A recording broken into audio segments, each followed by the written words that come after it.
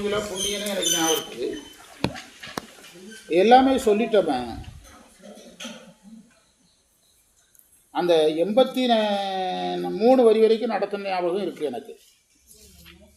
83 வரி வரைக்கும் முடிச்சாச்சு. காக்குமியம் காவலனை காண்பரிய பேரொழியை நடத்தணும். காக்குமியம் காவலனை காண்பரிய பேரொழியே. காக்குமியம் காவலனுங்கிறது 83 இல்லை, 79 78வது வரி தான் காக்குமியம் காவலனை காண்பரிய பேரொழியே.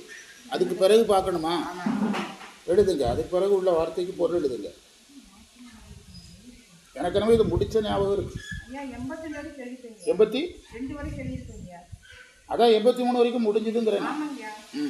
தோற்ற சுடரொளியாய் சொல்லாத நுண்ணுணர்வாய் மாற்றமா வையகத்தின் வந்தறிவாம் தேற்றனே தேற்ற தெளிவே என் சிந்தனையில் ஊற்றான உண்ணார் அமுது. அது உரையை மட்டும் சொல்லிட்டு வெளியே வந்துடலாம். கடைசி முடிவுற பகுதியை எழுதிவிடுங்க. மாறுபாடு உடைய இந்த உலகத்தில் நீ அறிவாய் விளங்குகிறாய், அறிவாய் விளங்கும் தெளிவாக இருக்கிறார்.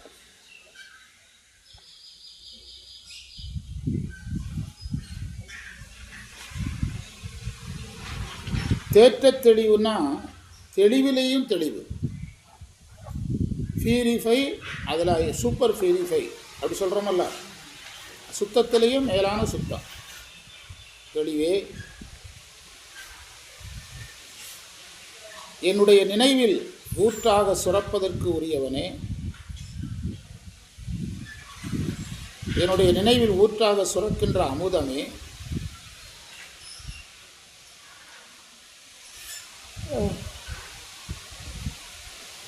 பொருள்களையும் உயிர்களையும் அடிமையாக கொண்டவனே.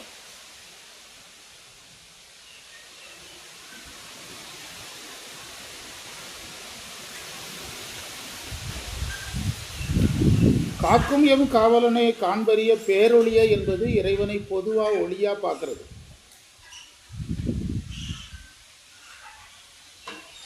ஆற்றின்ப வெள்ள இன்ப வெள்ளமேங்கிறது யோகம் முடிந்த பிறகு பேரின்பத்தை அனுபவிக்கிறது. ஞானத்தின் பயனாக பேரின்பத்தை அனுபவிக்கிறது. அதெல்லாம் சொல்லி முடிச்சிட்டோம்.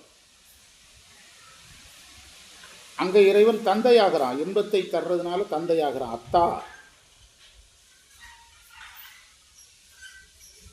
அங்கதான் மிக்காய்ங்கிறார். மிக்காயினா கடந்து நின்றவன். பேரின்பத்தை அனுபவிக்கும் போதுதான் இறைவனுடைய முழு வியாபகம் உயிருக்கு தெரிய ஆரம்பிக்கும். அதனால தான் மிக்காயினார்.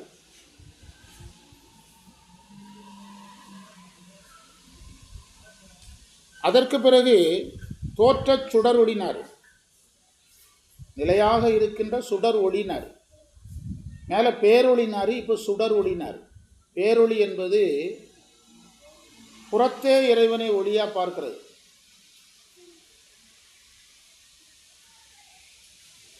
சுடர் ஒளி என்பது அகத்தே இறைவனை ஒளியா பார்க்கிறது.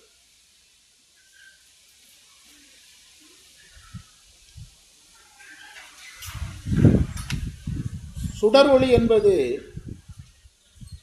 தேடிக் கண்டு கொண்டேன் என்று அப்பர் சொன்ன மந்திர நிலை. சோதியே சுடரே, பேசினது ஞாபகம் வருதா உங்களுக்கு? சோதியே சுடரே சூழொளி விளக்கேன்னு அருள்பத்தில் சொன்னார். அதுதான் அந்த சுடர் ஒளி. புணர்ச்சி பத்தில் நான் உன்னை எப்படி சேருவேன்னு கேட்டார். இறைவன்கிட்ட சேர ரெடியாகிறாரு. சோதியே சுடரே சூழொளி விளக்கேன்னு அருள்பத்தில் சொல்கிறாரு. அதற்கடுத்து குரு வந்துடுறாரு. கணக்கிலா திருக்கோலம். அதுதான் அந்த தொடர்ச்சி தான் இதெல்லாம். அந்த பேரொழியை கூட குருன்னு கூட எடுத்துக்கலாம். அழகான இடம். பேரொழியை யாரை எடுக்கலாம்? குருவை. கணக்கிலா திருக்கோலம்னு சொன்னதுனால அந்த கணக்கிலாங்கிறது தான் மிக்காய். பேரொழிங்கிறத குருவினுடைய மேனியாக கூட எடுக்கலாம். குருவினுடைய மேனி ஒளி தான். சுடரொளி என்பது இறைவனை அகத்தே காண்பதுன்னு சொல்லலாம். இன்னும் சொல்ல போனால் அந்த நிலையில் ஆன்மா ரொம்ப நுண்மையாக பார்க்க ஆரம்பிச்சிடும். அதனால தான் அடுத்த இடத்துல நுண்ணுணர்வாயினார். அந்த அந்த இடத்துக்கு ஞானிகள் போயிட்டாங்கன்னா நுண்மையாக பார்க்க ஆரம்பிச்சிருவாங்க. அது பக்குவத்தினுடைய அடையாளமே நுண்மை தான். நம்ம சொன்னோம், இந்த செல்ஃபோனில் வந்து சிம் கார்டுக்கு தான் பவர். அப்படி ஒவ்வொரு பொருளாக பார்த்தீங்கன்னா எவ்வளோ பெரிய டிரான்ஸ்ஃபார்மராக இருந்தாலும் கரண்ட் இல்லைன்னா அது அட்டர் வேஸ்ட்டு தானே. பெரிய டிரான்ஸ்ஃபார்மரில் கரண்டே கொடுக்காம இருந்து என்ன பிரயோஜனம்? அது மாதிரி தான். அதனால தான் சுடர் ஒளின்னு சொல்லி நுண்ணுணர்வுனார். அந்த நுண்ணிய நிலைக்கு அவங்க போயிடுவாங்க. அந்த நிலை வந்து ஞான நிலை. அதனால தான் அறிவாம்னார். அது ஞான நிலை, அதான் அறிவாம்னார். அந்த ஞான நிலையிலையும் அதில் அடுத்த ஸ்டேஜை தான் தேற்றனே தேற்ற தெளிவுனார். தெளிவில் தெளிவுனார். இப்போ நம்ம மார்க்கத்தில் சரியைங்கிறோம். சரியைங்கிறது ஒரு பருநிலை. அதுலேருந்து கிரியைக்கு போகும்போது நுட்பமாகிறோம். யோகத்துக்கு போகும்போது இன்னும் நுட்பமாகிறோம். யோகம் அகத்தில் தானே பார்க்குறோம். ஞானத்துக்கு போகும்போது அதை விட நுட்பமாகிறோம். ஞானத்தில் போய் கேட்டல் ஒரு நுட்பம், அதை விட நுட்பம் சிந்தித்தல், அதை விட நுட்பம் தெளிதல், அதை விட நுட்பம் நெட்டை. அதனால தான் தேற்றனே தேற்ற தெளிவேனார். நெட்டை நிலை நின்று சொல்கிறார். தேற்றனே தேற்ற தெளிவே என்பது நெட்டை நிலையில் நின்று சொல்கிறார். பின்னால் வர்றதுலாம் அந்த நெட்டை நிலை அனுபவங்களை சொல்லுவார். அப்படி வரிசையாக சொல்லணும்லாம் ஒன்றும் கட்டாயம் கிடையாது. திருமுறையில் மாறி மாறி வரும். அங்கே என்ன இருக்குதோ அதை அனுபவிச்சுட்டு போயிட்டே இருக்க வேண்டியதான். நம்ம ஒரு 80 கிலோமீட்டர் ட்ராவல் பண்ணோம்னா முதல் 10 கிலோமீட்டரில் ஒரு ஊரில் மழை பெய்யும். பிறகு ஒரு 20 கிலோமீட்டரில் மழையே இருக்காது. அடுத்து 30வது கிலோமீட்டரில் இன்னொரு ஊரில் மழை பெய்யும். அப்போ நம்ம என்ன சொல்கிறோம்? வரும்போது 10 கிலோமீட்டரில் மழை, இன்னொரு இடத்துல மழை இல்லை, அடுத்து மழைன்னு சொல்கிறோம்ல. அது மாதிரி தான் திருமுறை வந்து மாறி மாறி கருத்துக்களை சொல்லும். வரிசையாக என்ன செய்யாது? வரிசையாக கண்டுபிடிக்கிறதும் கஷ்டம். வரிசையாக அவங்க சொல்லணும்னு நினைக்க மாட்டாங்க. ஆனால் வரிசையாக தான் இருக்கும். நம்ம அந்த அளவுக்கு வரிசைப்படுத்துறது கஷ்டம். அவங்க எப்படி தான் சொல்லுவாங்க, ஆனால் நம்ம அந்த வரிசையை கண்டுபிடிக்கிறது கஷ்டம். நமக்கு எந்த அளவுக்கு புரியுதோ அந்த அளவுக்கு அதை அனுபவிச்சுக்கணும். அந்த தேற்றனே தேற்ற தெளிவேங்கிறது அதுதான். சரியைங்கிறது பருமை தானே. இப்போ கோயில் வழிபாடு, இப்போ வந்து 160 ஏக்கரில் சிவன் கோயில், 16 ஏக்கரில் சிவன் கோயிலுங்கும்போது பருமையாகிறதில்ல. அந்த பருமையிலேருந்து நம்ம எங்கே வர்றோம்? பூஜை பண்ண வர்றோம். அப்போ பூஜை பண்ணுறதுக்கு உங்களுக்கு 10க்கு 10 கூட அதிகமான இடம் பூஜை பண்ணும்போது. அதே நீங்கள் அக வழிபாடு செய்யும்போது உங்கள் உடம்பே போதுமானதாக இருக்குது. ஞானத்துக்கு போகும்போது அந்த உடம்பும் தேவையில்லை. ஞானத்துக்கு போகும்போது எதுவும் தேவையில்லை, அந்த உடம்பும் தேவையில்லை.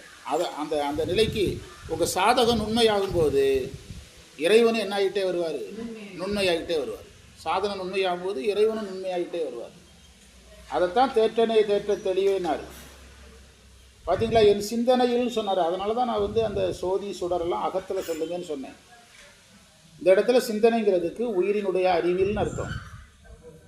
உயிரின் அறிவில் நீ பேரின்பமாக விரிகிறாய், ஊற்றெடுக்கிறாய்ங்கிறார். ஏன் அப்படி சொல்கிறாருன்னா, சைவ சித்தாந்தப்படி பேரின்பங்கிறது எங்கே இருந்து வருவதல்ல. சைவ சித்தாந்தப்படி வீடு வேறு அனாதி அப்படின்னு ஒரு பாட்டு இருக்குது. உண்மை விளக்கத்தில் போனீங்கன்னா வீடு வேறு அனாதின்னு ஒரு தலைப்பு இருக்கும். 48வது மந்திரம்.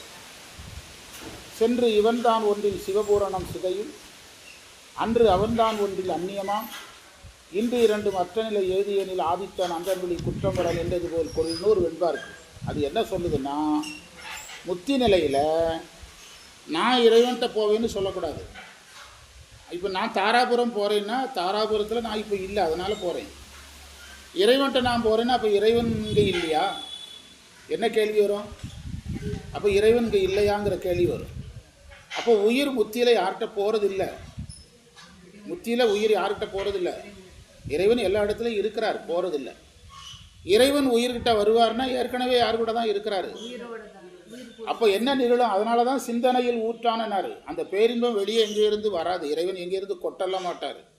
நமக்குள்ளே இருக்கிற அந்த இறைவனே பேரின்பமாக மாறிடுவார்.